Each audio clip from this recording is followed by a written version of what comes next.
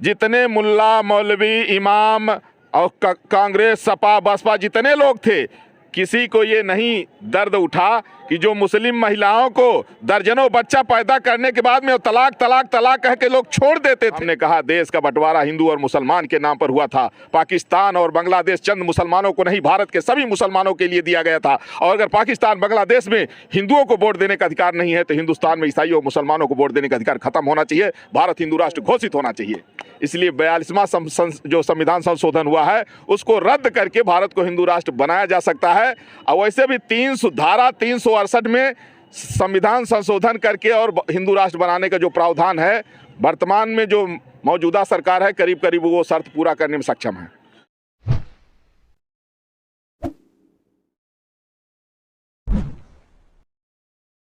नमस्कार, बेधड़कन्यूज़.com देख रहे हैं आप। मैं हूं आपके साथ शशांक।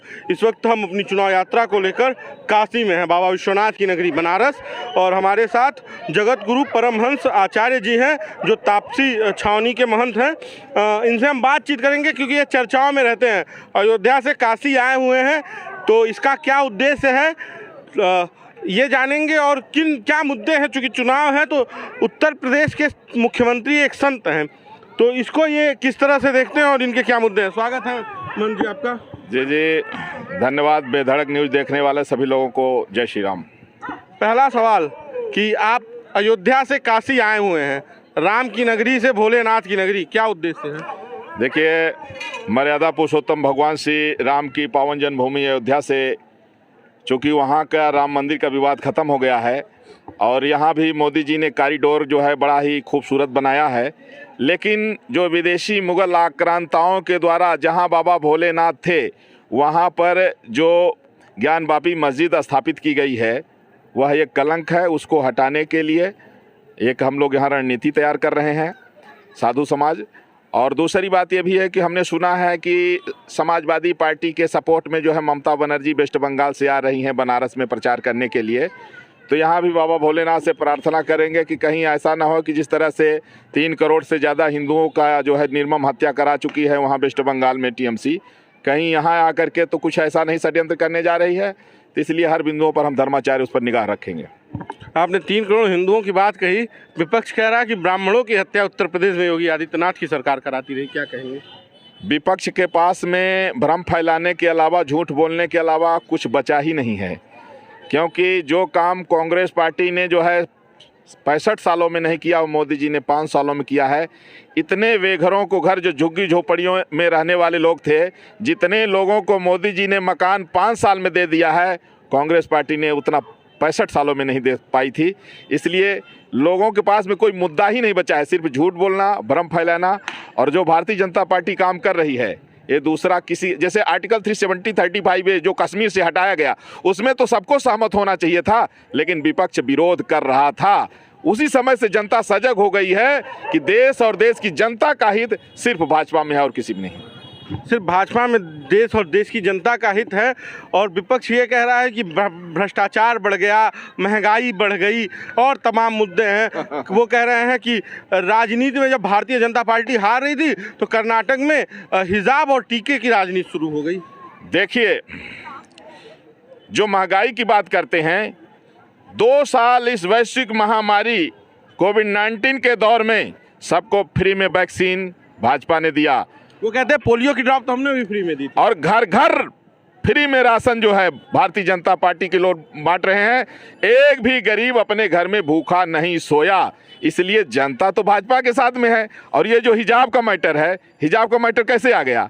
क्योंकि जितने मुल्ला मौलवी इमाम और कांग्रेस सपा बसपा जितने लोग थे, किसी को ये नहीं दर्द उठा कि जो मुस्लिम महिलाओं को दर्जनों बच्चा पैदा करने के बाद में वो तलाक तलाक तलाक कह के लोग छोड़ देते थे और वो दर दर की ठोकर खाती थी, वो भोजन के लिए मुहताज होती थी। लेकिन मोदी जी ने उनके दर्द को समझा और 3 तलाक को कानून बना करके खत्म कर दिया। तो विपक्ष को ये लगा कहीं पढ़ी लिखी मुस्लिम महिलाएं भाजपा को अगर वोट देंगी तो उनका गजवाए हिंद ये जो सपना अधूरा रह जाएगा। इसलिए उन लोगों ने षड्यंत्र के तहत ये पीएफआई और सीएफआई और विपक्ष मिल करके हिजाब का मैटर उछाले हैं।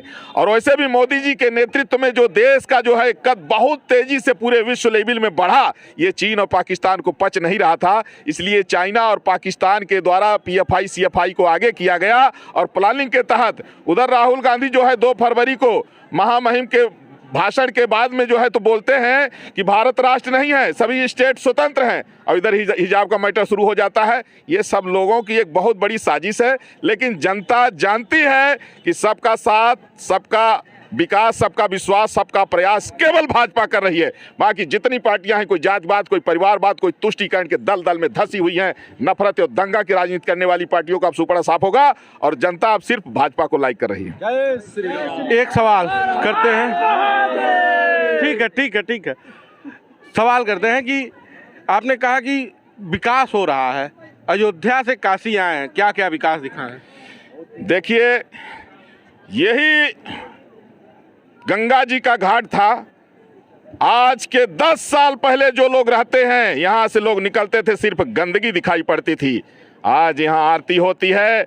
आज हमारे नवयुवक जो देश के भविष्य हैं बैठते हैं, आरती में बैठते हैं, यहाँ जो है मेडिटेशन करते हैं, उनको यहाँ एक जो है आत्मशांति प्राप्त होती है। मतलब पूरा जो हमारी संस्कृति थी जिसको खत्म किया जा रहा था, अब संस्कृति प्रतिष्ठित हो रही है पूरे देश में। भारत स्वच्छता अभियान के तहत देश स्वच्छ हो ही रहा है। जो देश विरोधी गंदगी थी वो भी धीरे धीरे खत्म हो रही है। लोग देशभक्त बन रहे हैं। यह भाजपा की देन है। अच्छा, ये आपसे सवाल था कि आप भी कई बार मतलब समाज लेने के लिए आगे आए और ये रहा कि आप कहे कि अगर ये काम नहीं हुए तो हम वो लेंगे, लेकिन काम नहीं हुए और आप अपने बातों से वापस चले गए। मर्यादा पुरुषोत्तम भगवान श्री रामलला के दिव्य भव्य राम मंदिर निर्माण के लिए 2018 में हमने जो है 12 दिनों तक अन्न जल का परित्याग करके आमरण अनशन किया था। जब उत्तर प्रदेश के यशस्वी मुख्यमंत्री योगी श्री आदित्यनाथ जी ने तोड़वाया था, आज राम मंदिर बन रहा है। वो ये था कि उसके पहले ही वो भी कोर्ट का फैसला था, वो तो लीगल प्रोसेस। अरे तो ठीक है, हमने कहा इसके बाद में चाहे जैसे भी हुआ। और इसके बाद में हमने जब कहा, देखिए पहले जो है इस्लामिक संगठन कहते थे कि सुप्रीम कोर्ट का जो जजमेंट आएगा उसको सब मानेंगे। जैसे जजमेंट आ गया, असदुद्दीन ओवैसी से लेकर के तमाम इस्लामिक संगठन जब ये कहने लग गए कि वहाँ बाबरी मस्जिद थी, है और रहेगी, और सत्ता बदलेगी तो फिर वहाँ बाबरी मस्जिद ही रहेगी, तो हमने कहा देश का बंटवारा हिंदू और मुसलमान के नाम पर हुआ था। पाकिस्तान और बांग्लादेश चंद मुसलमानों को नहीं, भारत के सभी मुसलमानों के लिए दिया गया था। और अगर पाकिस्तान बांग्लादेश में हिंदुओं को वोट देने का अधिकार नहीं है तो हिंदुस्तान में ईसाइयों और मुसलमानों को वोट देने का अधिकार खत्म होना चाहिए। भारत हिंदू राष्ट्र घोषित होना चाहिए। हिंदू राष्ट्र की मांग है, लेकिन वोट तो सबका है ना, राशन तो सबको बट रहा है, इसको कैसे मनाएंगे? ठीक है, राशन सबको बट रहा है। हम लोग जो है देखिए, कई बार संविधान में संशोधन हुआ है। जब तक संविधान में उनका राइट है तो मिल रहा है, संविधान में उनका राइट यानी खत्म। विपक्ष जो कह रहा है कि संविधान बदलने की भाजपा तैयारी में, ये सच है? ऐसा है कि 25 जून 1975 को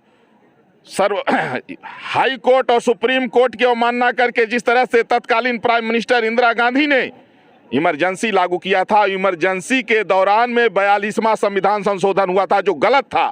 तो कई बार संविधान संशोधन हुआ है, इसलिए 42वां जो संविधान संशोधन हुआ है उसको रद्द करके भारत को हिंदू राष्ट्र बनाया जा सकता है। और वैसे भी 368 में संविधान संशोधन करके और हिंदू राष्ट्र बनाने का जो प्रावधान है, वर्तमान में जो मौजूदा सरकार है करीब करीब वो शर्त पूरा करने में सक्षम है।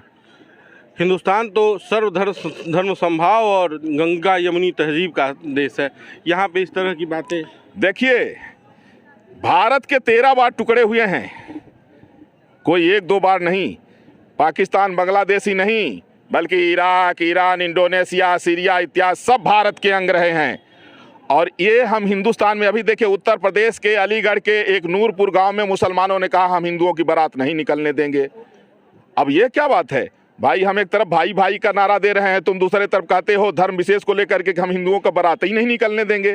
तो जब तुम बारात ही नहीं निकलने दोगे तो तुम वोट क्यों डालोगे भैया? जब तुम्हारे लिए पाकिस्तान बांग्लादेश दे दिया गया है तो तुम क्यों यहाँ मर रहे हो? अगर तुम्हें जिहाद करना है तो तुम पाकिस्तान में जिहाद कर सकते हो। हिंदुस्तान की धरती में रहना है तो यहाँ प्रेम से रहना होगा और यहाँ संविधान की मर्यादा का पालन करना होगा। जहाँ हिंदू मेजोरिटी में है वहाँ तो संविधान का पालन होता है, वहाँ संविधान की धारा 21 का पालन होता है। लेकिन जहाँ मुस्लिम मेजोरिटी में हो गया है, हिंदू माइनॉरिटी में हो गया है, वहाँ संविधान नहीं, वहाँ शरिया से लोग चलते हैं। चलिए अंतिम 2 सवाल करते हैं। पहला ये,